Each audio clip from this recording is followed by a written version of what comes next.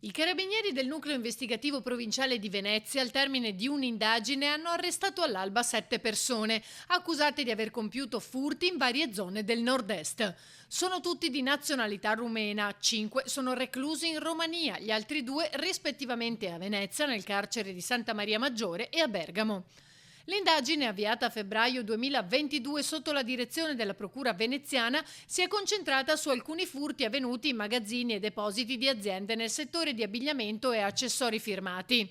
Gli investigatori sono risaliti a un totale di 23 furti, tutti riusciti tranne uno, eseguiti dalla banda tra le province di Venezia, Padova, Vicenza, Cremona, Mantova, Bergamo e Reggio Emilia.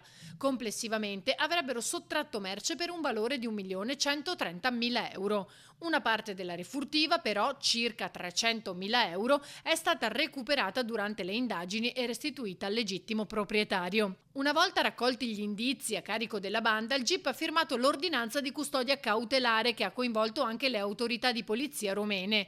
5 degli indagati, infatti, nel frattempo erano rientrati in Romania e per catturarli è stato attivato l'organismo di cooperazione internazionale Sirene.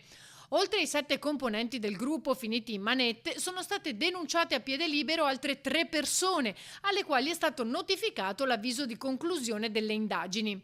I due avrebbero preso parte ad alcuni furti con ruoli marginali, mentre il terzo è accusato del reato di ricettazione continuata.